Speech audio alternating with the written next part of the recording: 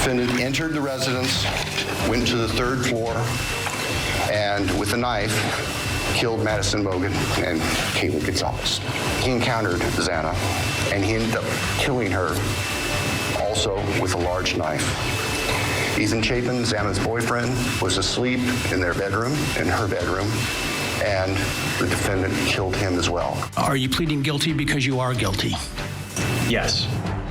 Did Killer Kohberger have a pattern? The convicted murderer investigated for an eerily similar crime before the Idaho student murders happened.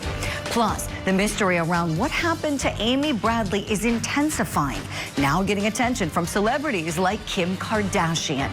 Also this hour, a Jeffrey Epstein accuser is speaking out, urging the federal government to release the files and for convicted sex offender Ghislane Maxwell to stay behind bars. And the defense in the dismembered wife murder trial, pointing the finger at a mystery man. So who is this Jim McIntyre guy? And could he tip the scales of justice in the case against defendant Nicholas Casotis? It's all coming up next for you right here on Opening Statements.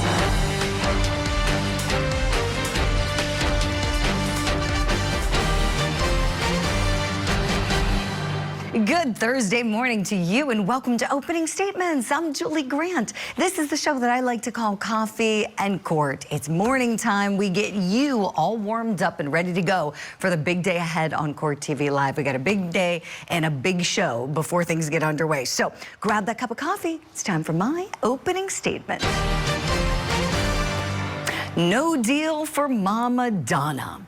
That is the latest straight from the state attorney's office in Florida, clearing up the rumors about an offer being extended to Donna Adelson. The state attorney's office says that no plea offer was made. Well then, the Adelsons better buckle up because Mama Donna is going to trial. And when trial starts, it'll likely mean more messiness for South Florida's infamous family. Because the state may call the Adelson kids to testify against Mama Donna. My gosh, this is going to be incredible. I wonder how Charlie is feeling now that he's been behind bars for a while. You know, prison can make you bitter. Is he going to turn on mommy or his sister? And what about the other Adelson brother, the good sibling? My heart goes out to him. What's he going to say? He's got to be disgusted. If I were him, I'd pretend I didn't know the rest of them. And finally, the woman who stood to gain the most from Dan Markel's murder, the Tom Hagen of the Adelson family, the ex-wife who was losing the custody battle with Dan Markel. You guessed it. I'm talking about why hasn't she been charged, Wendy? That's right. She keeps falling into the pile of mud and coming out with a new brown suit. A cloud of suspicion around her every time, but no charges. However, I think that's going to change soon, my friends. I predict that something's going to happen at Donna's trial that's going to make why hasn't she been charged yet, Wendy, the next Adelson to be forced to trade in their country club membership for a cozy spot in the county jail. That's my opening statement. Let me know if you like it. Right now, it's time for your daily docket. He thought he could outrun us, but he was wrong. Just after 8 o'clock a.m., we received multiple calls of sightings of the suspect. Placing resources there immediately resulted in an additional citizen's call at about 8:57 a.m. We took advantage of that quickly evolving situation and made the arrest at 9:05 a.m. We find some peace in knowing that the suspect is no longer a threat, but remain committed to the families, the community, and to justice. In Tennessee, the murder suspect who's accused of killing 4 family members is in court this morning. Defendant Austin Drummond has his arraignment scheduled for 9 a.m. Eastern. Court TV will be there for it, and we'll bring it to you when it's underway. And in Georgia, we've got the state's case resuming in the dismembered wife murder trial for defendant Nicholas Casotis. Court's going to start up at 9 a.m. in that one as well. And in Montana, closing arguments expected today in the returned mail murder trial for defendant Jordan Palmer. That's going to start up at noon Eastern. Right now, though, let's turn to our top story as we have more information to share with you about Bryan Kohberger. We're learning that police investigated the convicted killer for an eerily similar break-in a year before the Idaho student murders. The incident happening back in October of 2021 in Pullman, Washington, the same weekend that Washington State University's criminology department was hosting an event for incoming students. The location of the break-in just 10 miles away from the Idaho 4 murders. Now, like the Idaho student murders, this was an attack that happened in the middle of the night at an off-campus home where 4 college females were living. The intruder wore a ski mask and had a knife when he broke into the residence. Both Kohberger and that suspect in that case entered the residence through an unlocked back door. The suspect in this unsolved case positioned himself at the foot of the bed, unaware that the female was awake, at which point the female kicked him and kicked him hard, good for her, in the stomach, and then he fled the scene. Boy, oh boy, this sounds familiar, doesn't it? We do know that Killer Kohberger's investigation was brief, and it was shut down when police learned that there was no record of him attending school events or being near the area at the time. But it does make you wonder, was there a possible pattern with this guy? Let's bring in our expert guests and talk about this. Criminology expert, author, and professor at St. Thomas University, Dr. Debbie Goodman is with us, and criminal defense attorney and former prosecutor Michael J. Brown is with us as well. Good morning to you both. Dr. Debbie, do you think this could have been Bryan Kohberger? 100%, Julie. The fact patterns are so similar, and as you suggest, eerily so. And there's just no coincidence, Julie, when it comes to murder. These individuals, meaning serial and mass murderers, they're very consistent with their patterns. Who, what, when, where, why, and how. We always start there. So as you said at the introduction, the victimology pattern is very similar. We have a young female college student in her bedroom at or near 3:30 a.m., encounters this intruder with a knife, and we know the fact pattern at 1122 King Road. I feel very strongly that this individual was at both places, and it's pretty consistent, Julie, even as we look at other high-profile individuals of this classification, you know, the Bundys, the Dahmers, Rader, Gacy. At some point, they have participated in what they all think will be the perfect murder, but something gets thwarted, something doesn't go well. So now they vacillate between panic and perfection in their minds. They want the crime to be perfect, but in so doing, and thankfully this young lady was so brave and bold to have kicked him and disrupted him and ultimately saved her life. Oh, you're so right. Boy, I love your analysis, Dr. Debbie. I'm sure many people out there watching the show right now do as well. Our Cordy family is very suspicious of this guy, and you've had suspicions about him all along. You know, when you said how meticulously that crime was carried out, it makes you wonder, was that his first rodeo? This crime is still unsolved, this October 2021 home invasion crime.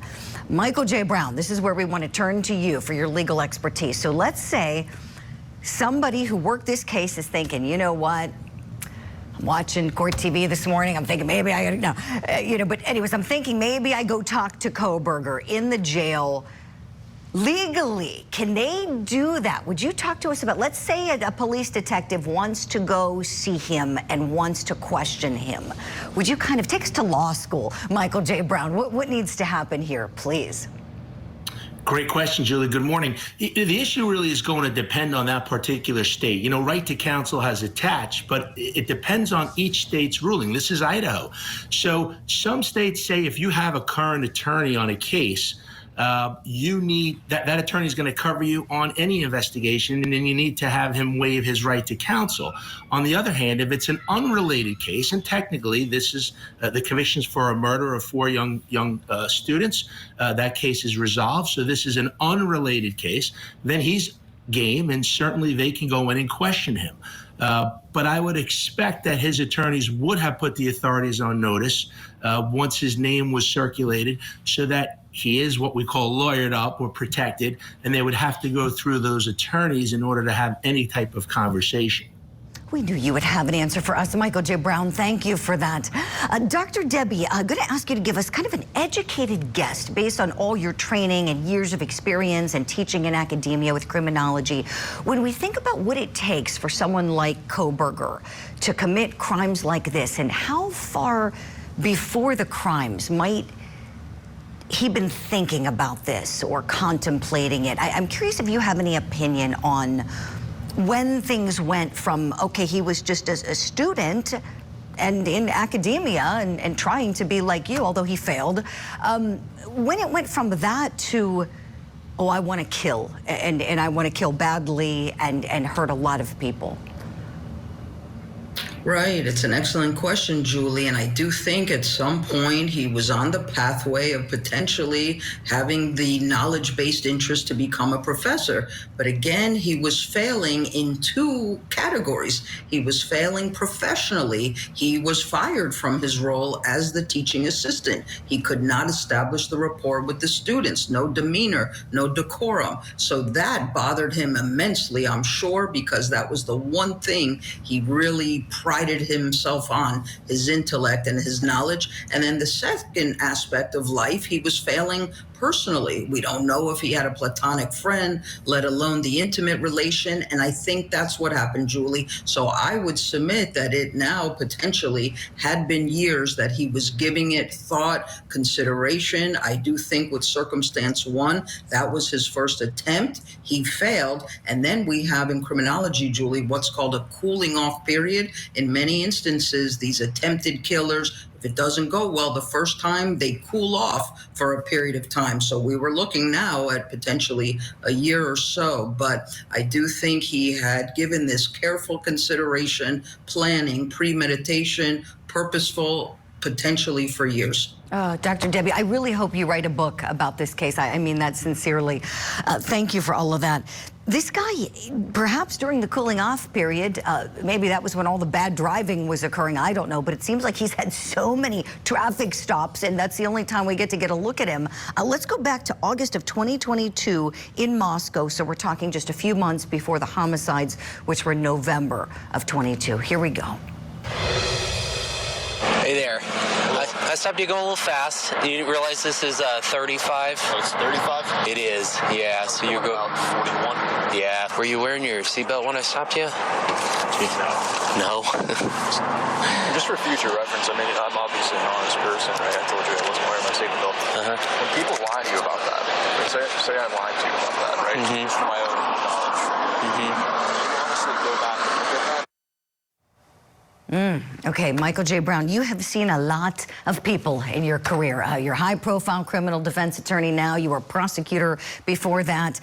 Tossing a question at you here. Let's say Kohberger reaches out to you and is concerned and is saying, look, I'm concerned that I have other crimes. There was this incident back in October. Again, we don't know if it was him. We don't know, but I'm just saying, just for the sake of our analysis. Let's say he reaches out to you, an attorney. How might you advise him?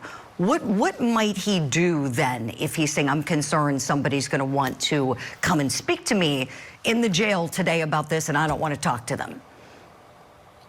Julie, you know, at the end of the day, there's really no harm in him being prosecuted. He's already received 4 life sentences. So this other charge really has unfortunately no impact, even if he's convicted and prosecuted, because he's going to serve the rest of his life in jail. Now, having said that, if he reaches out, you know, he seems, and I think Dr. Debbie would probably confirm this, a very narcissistic person who probably wants to take credit and claim that incident and maybe some other incidences he's responsible for, and he wants to tell the world. Now, if he wants to do that, obviously from a legal standpoint, it's all right, we want to clear up these cases so you don't have to worry about them, and you can serve your sentence. I don't want to use the word in peace, but you can just move on. If that's his MO, then yes, certainly. There is no harm in doing it. Nothing further, unfortunately, can happen to him because he has this life sentence. And really, it's good for the victims and the community if he actually gives them closure in the sense that he's the person responsible. They can rest easy at night. Oh, I love that, Michael. You're right. You would hope these victims could get closure, and especially those students, you know, who I mean, they're, I'm sure, living in terror. The fact that this happened in their house, it was never solved. They don't know who's behind bars. Could somebody come in at any moment and do it again? Yeah, no, I really appreciate that. And dovetailing off of what you said, Michael, about him being narcissistic, I agree with you. Dr. Debbie, a final word to you. Do you see narcissism with this character? Absolutely. I agree with you and Michael, Julie. We've gone through the exhaustive list of the dismal characteristics that he has, starting with, I believe he's a psychopath, narcissistic, grandiose, manipulative, but again, very obsessive compulsive, as many of these serial killers and mass murderers are. They obsess about it. And I'm sure as we speak, he is literally in his maximum security prison cell thinking about all of the colossal errors he made in this case, and he'll be thinking about it for a lifetime. Oh, boom. Drop the mic. Let's sure hope so. Dr. Debbie Goodman, we have to let you get off to class. Thank you so much for the lesson this morning. We always love your insight. We'll see you soon. Michael J. Brown's coming with us. Do the same at home, please. We got a great show ahead after the break. Here's what's coming up. Obviously, losing my sister has been really tough and emotional, and but watching my parents go through that was some of the hardest stuff. The Amy Bradley mystery is gaining celebrity attention. Her brother is asking Kim K for some help in the 30-year unsolved case. And a Jeffrey Epstein victim speaking out, urging the government to release the files.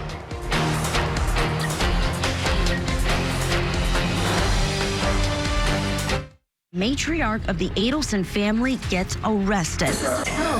Donna Adelson is facing charges of murder, the death of her former son-in-law, Dan Markell. Prosecutors say a bitter child custody battle was the motive for the murder-for-hire plot. Now that Donna has turned into a defendant, what's next for the Adelson clan? Now that the ship is really sinking fast, blood doesn't matter that much. The Matriarch Mastermind Murder Trial. Live coverage begins August 19th, only on Court TV.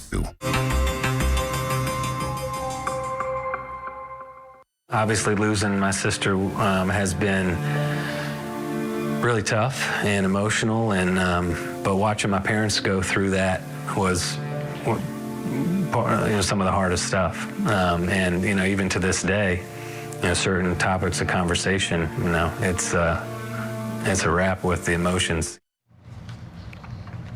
Now for what's trending in true crime, the brother of Amy Bradley. Amy's the woman who vanished from a cruise ship back in 1998. And her brother, Brad Bradley, is hoping that superstar Kim Kardashian can help find his sister.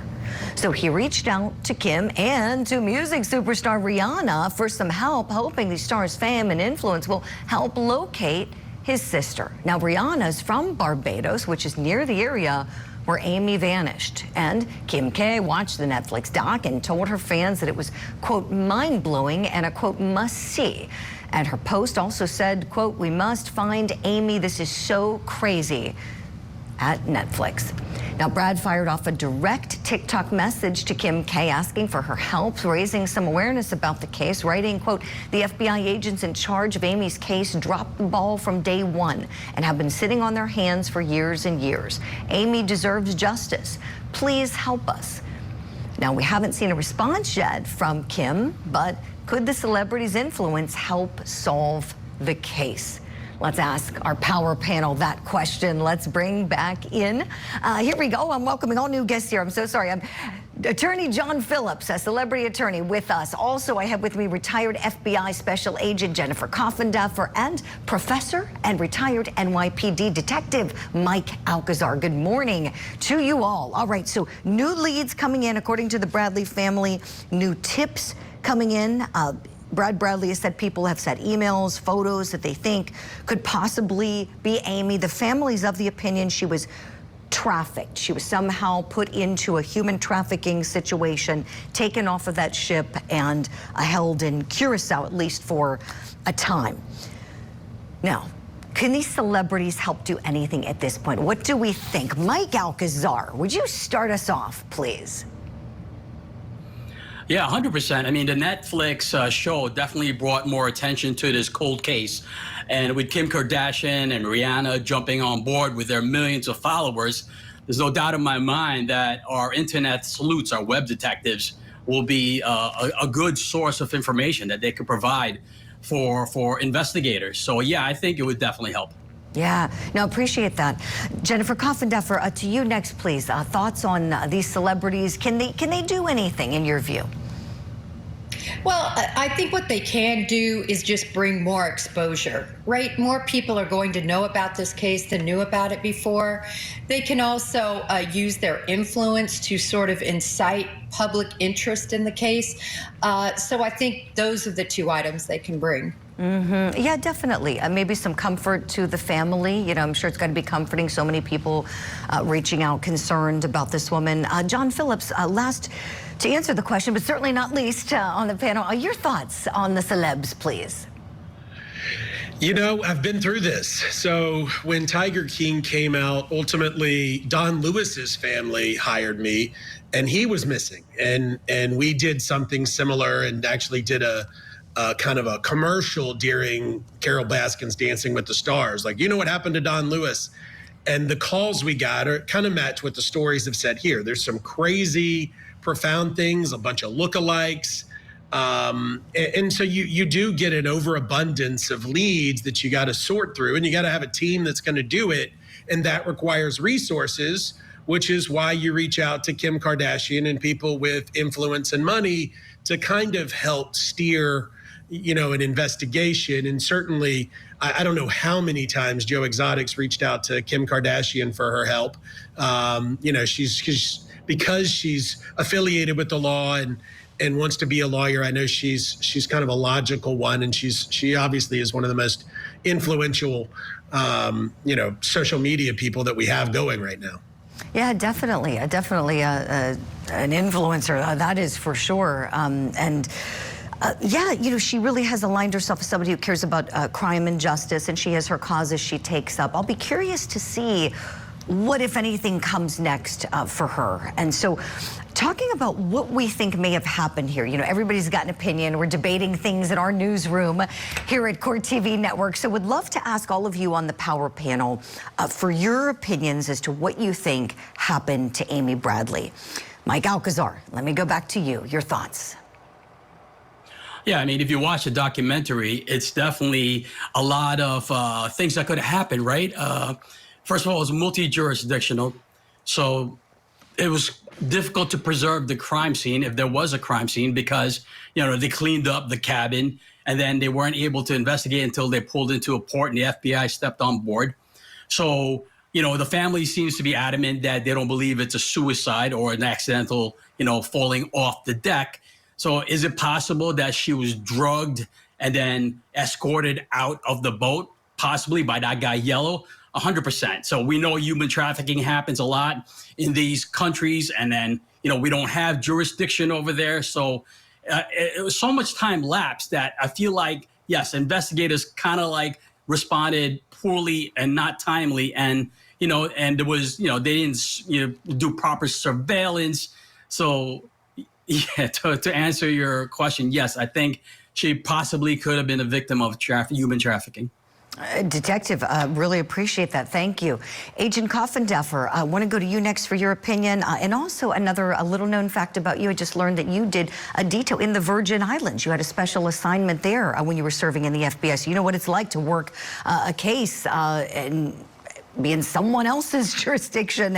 And what's that like? Would you kind of talk to us about that and also share your opinions on what you think may have happened here, please? Yes, well, first of all, a lot of people don't know that the FBI has jurisdiction over crimes that happen on planes, trains, and automobiles. So it doesn't matter whether it's drug-related or something like this, a missing person case. I worked many of these cases, and I'll tell you, while I was there were so many leads on Natalie Holloway. And you just see these pouring in, you know, that she was cited and somebody saw her. And it reminds me so much of this case. Look, when I look at the facts, that table being pulled over to the edge right near the railing, the fact that her shoes were quote unquote placed neatly there, and the information about her wanting to sort of beat the ship ashore. The fact she had, I believe, 7 drinks that night, and those are just the ones that they could trace to her credit card, not ones that she might have been given, you know, a shot here or there, something like that. The fact that none of the cameras on the ship, and there were cameras, never picked up any activity like somebody struggling or smuggling somebody off or her walking off. Those all lead me to believe that she either voluntarily went over maybe to beat that ship to shore, but that she was not taken, most likely. I really appreciate that insight, Jennifer. Yeah, there were some other things that came out in the documentary that Amy Bradley had just come out as gay, and it just touched on this. It didn't really belabor the point, but said that her parents weren't happy about that. And there was a point where there was an interview done with a woman who was in a relationship with her, and there was a problem, and Amy Bradley had written her this, it was a message in a bottle, literally a message in a bottle. And when I'm watching that just as, you know, look, an outsider thinking, oh gosh, could this have been somewhat of a suicide note? Who knows? It seems like there was some sadness and heaviness to that message. So, you know, to those folks who think she may have gone overboard for whatever reason, suicide, accident, whatever it was, who knows? John Phillips, would you take us home here? Looking at the facts, looking at what you've seen, read about this case so far, what's your theory on what happened to Amy Bradley? Human trafficking can certainly happen any place, anywhere, anytime, and we need to treat it like that. That said, it is extremely rare for it to happen on board a ship. There's just too many control factors that happen. You would expect it to happen once it ported. And kind of like the former agent said, there's just a lot there that kind of point to other factors. But if you're the family, you want answers and you have suspicions and you don't want to believe, you know, that this was suicide or some sort of accident. And there's, I haven't seen the documentary, but, you know, I'm sure there's plenty of stuff that points to other things, and Netflix is really good at doing that. So, you know, I don't know. And I grieve for the family. And certainly if you're dealing with depression, please seek help. Yes, John, I love all those points you made. You're right. You know, we see a documentary and it's really hard to form an opinion just based on that, what we're served up, you know, and when there's so much more out there, I'm sure we have no idea about. And you're right, this family, of course, they're going to want to keep that hope going and hope that someday she'll come back home to them. We all wish that happens. Every good wish to the family, and we're certainly going to report any updates we get with this case. A big thank you to this amazing power panel this morning. Agent Jennifer Coffindaffer, Detective Mike Alcazar, thank you both so much. I know we need to let you two go. And John Phillips is coming with us. We're grateful for that and for you at home. Here's what's coming up next. I'm tired of the government saying that they want to release him. So please just do it. Ghislane Maxwell should not be pardoned. She was convicted of sex trafficking of children. This is a terrible crime. An Epstein victim speaking out and reacting to the latest legal moves in the investigation. And will the jury buy the mystery man defense in the dismembered wife murder trial?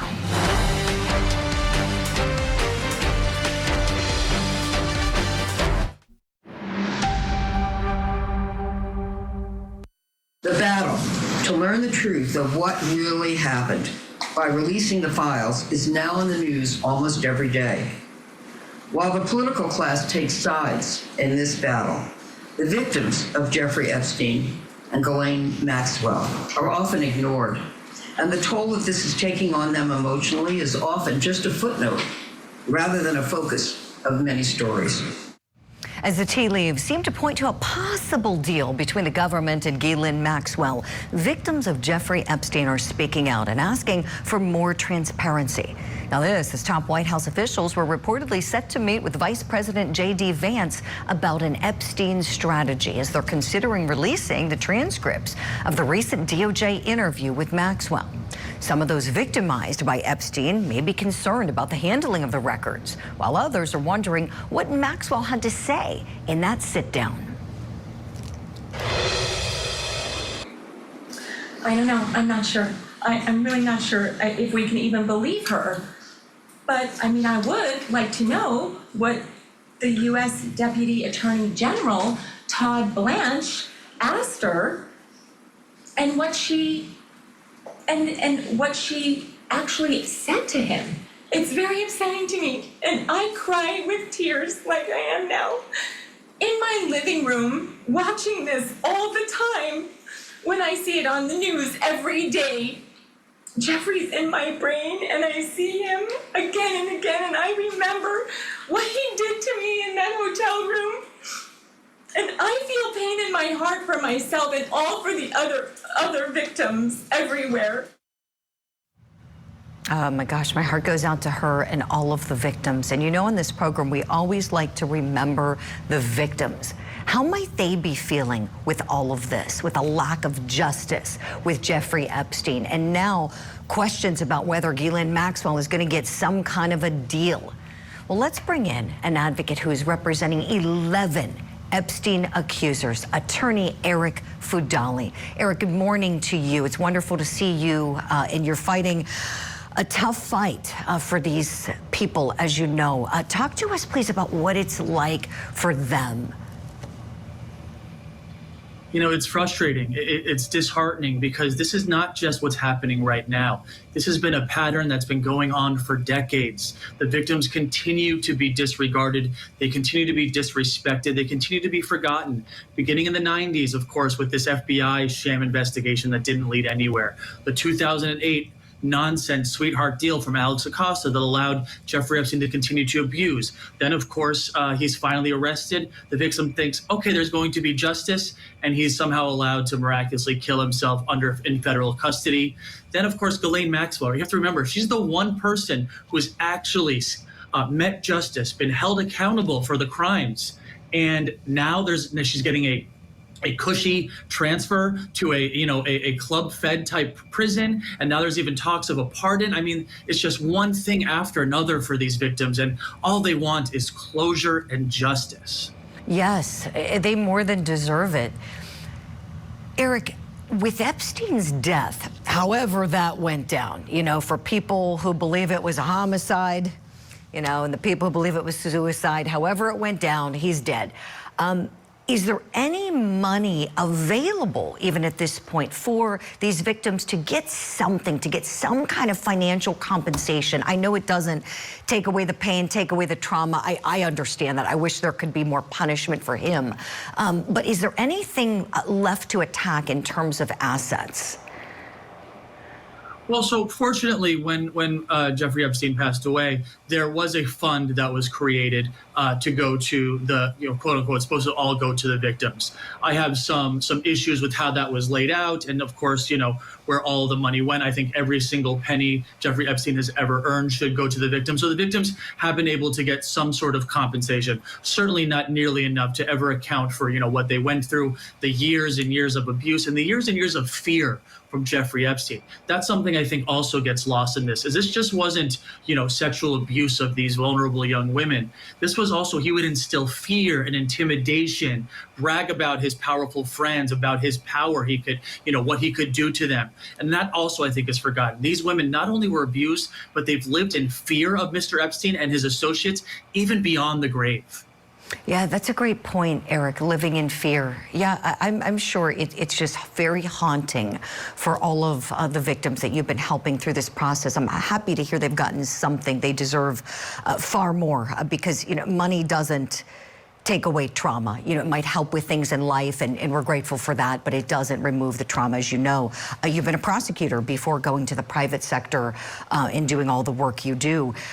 Tell me, when it comes to these transcripts of the interview that Todd Blanche did with Maxwell recently in the prison, how do your clients feel about that? Do they want the transcripts to be public? What we don't want, what I certainly don't want, what my clients and those victims I spoke to don't want, is they don't want to give Ghislane Maxwell a platform.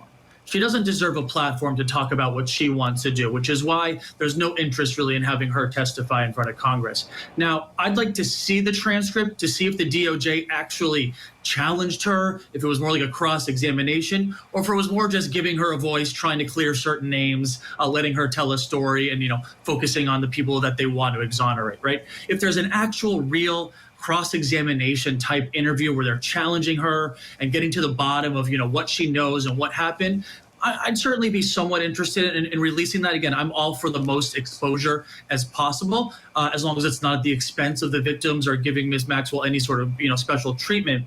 But I would like to see what actually happened, what she actually spoke about, without giving Ms. Maxwell a platform to talk about, because she's never taken accountability for what she did. Also, you have to remember she's been accused of perjury. So you have to take everything she's saying with a grain of salt. I'm for the most exposure as possible, but I really don't want Ms. Maxwell to have sort of a platform, or the DOJ really to have a platform to try to tell their side of the story or focus the conversation on what they want to be revealed. Mm-hmm. Yeah, I know what you're saying, Eric. Yeah, fair enough, right? I mean, because if she was queen for a day, we know in that interview, and we don't know how tough it was. Last question before we have to let you go for now. I hope we can continue the conversation, Eric, but there's some talk, just talk at this point, about Deputy AG Todd Blanche, the one who did the interview, possibly going on Joe Rogan's podcast to talk about it. How do your clients feel about that? It's just more of this political circus that's been surrounding. I keep saying that the victims are being forgotten.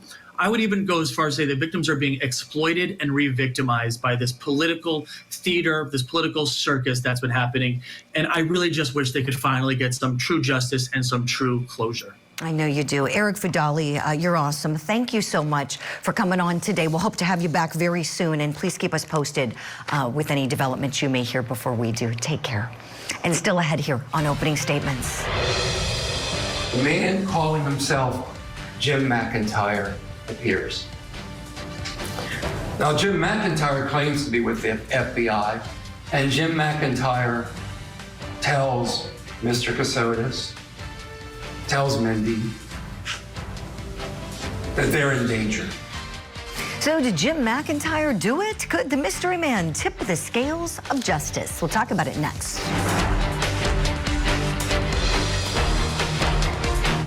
A woman's remains found scattered throughout a 3-mile area. Now, a former naval officer stands trial accused of killing his wife. The Dismembered Wife murder trial. Live coverage today on Court TV. These are the cases that captivated the world. Couldn't keep my life straight. They were killed by their own children. That challenged the legal system and ourselves. Court TV, legendary trials.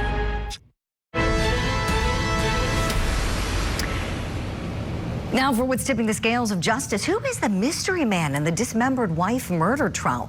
Defendant Nicholas Casotis is a decorated Navy JAG and respected lawyer. He's accused of murdering and dismembering his second wife, Mindy. The defense team is claiming that the couple was actually on the run after an FBI agent named Jim McIntyre told them they were in danger and to trust no one. The defense laid out their theory in their open.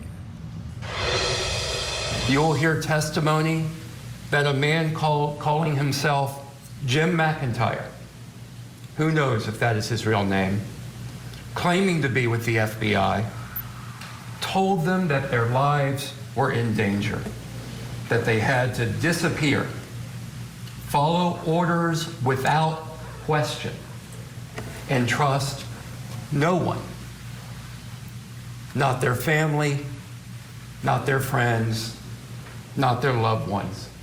It's important to know the prosecution agrees the couple was on the run, but for a different reason from the defendant's first wife, because he owed her $1.5 million, a divorce judgment. Let's bring in our legal eagles attorneys, Michael J. Brown and John Phillips. All right, Michael, do you like this mystery man defense? I don't know what to say. I think that McIntyre is hanging out with the tooth fairy, Julie. I don't know. I'd love to see this trial. I'm looking forward to it. I want to see how they present this evidence. You know, listen, it's a circumstantial case, but circumstantial, as we all know, doesn't mean weak. There are strong circumstantial cases and there are weak circumstantial cases. They have a lot of evidence here that is circumstantial. They have him buying a similar weapon, the Tubbs. They have a motive in terms of the affair. They have him drive, or they have the vehicle days before her body was found, and then they have dismemberment, scattering of the body. So there's a lot going on there. Circumstantial, yes, very strong circumstantial case. Michael, love what you said about the Tooth Fairy. The Tooth Fairy and Jim McIntyre might be friends. I'm with you. John Phillips, what do you say? Do you like this mystery man defense? It just so happens I have Jim McIntyre's entire file right here, and I'm going to point to the key evidence. Oh, nope, that's the Tooth Fairy's file. Sorry. Yeah, you know, you just look for reasonable doubt. And so in cases where there's a $1.5 million divorce judgment, you do have spouses that hire investigators to go try to find somebody. And that person, whether real or pretend, seems to be named Jim McIntyre. But, you know, certainly you have private investigators, including just fly-by-night, you know, folks that would be trying to chase down this couple. But this one's going to be wild. You know, it's right upstairs in our sweet state of Georgia. So I might even have to go watch some of this one. Oh, yeah, for sure, John, when you can. Michael, tell me, what does this do to prosecutors? Do they pay attention to this defense theory? What would you do? Well, here's the problem. You know, from a defense standpoint, they gave it all up. And instead of letting this thing go and then interjecting things and being very vague in their opening statement, they're already committed to this McIntyre defense. They don't know what's going to necessarily come out on the prosecution's case in chief. So going to your question, Julie, the prosecution is going to tee off on this McIntyre theory, and if it's not believable and credible, which I don't know what's to come, what's going to happen is they're going to throw it in the face of the defense, and in their closing statement, they are going to say, hey, they didn't have an obligation. They put this before you. Do you believe anything they say? You shouldn't believe anything they say. And then they'll focus on the circumstantial evidence, nail each issue that they have, and then bring it home. Michael, thank you. John Phillips, what do you think the likelihood is that Jim McIntyre is going to be called as a witness by the defense? I'm confused about whether Jim McIntyre and the Tooth Fairy are synonymous, but I don't see it, you know, because there would have been some witness lists, there would have been some disclosures that would have actually led to Jim McIntyre, you know, being a part of an investigation, one would assume, and we don't have that. So I don't know that we're going to ever find out more details about Jim McIntyre, but given the GBI's access, you know, one would think you would. You know, the FBI, where is he? Where did he go? Yeah, exactly, John. And I know you both have heard the urban legend. I was telling my team about this in courthouse as we talk about it. So for this case, Michael J. Brown, do you think the prosecutor is going to stand up and say, Your Honor, we call our next witness, we call Jim McIntyre to the stand, and see who looks back at the door, and if the defendant doesn't look back, no, that would cause a mistrial. Yeah. Michael, your thoughts? I think what's going to happen is the smartest guy in the room is the defendant. I think that's become obvious on this case. And what will happen is he will be the one to get up on the stand, talk about this Jim McIntyre, put this theory up before the jury. But he'll be subject to cross-examination. He may be the smartest guy in the room, but I don't know how he's going to fare on cross-examination. Yeah, no, I hear you. And do we think he'll testify? John Phillips, a quick answer. I do think he'll testify. Yeah. He's got to point to this divorce and kind of tie that in to give his side of the story. Exactly. Yeah, somebody's got to tell us about Jim McIntyre if we won't have him or the Tooth Fairy in this trial. You guys are the best. John Phillips, Michael J. Brown, we got to say goodbye to you both.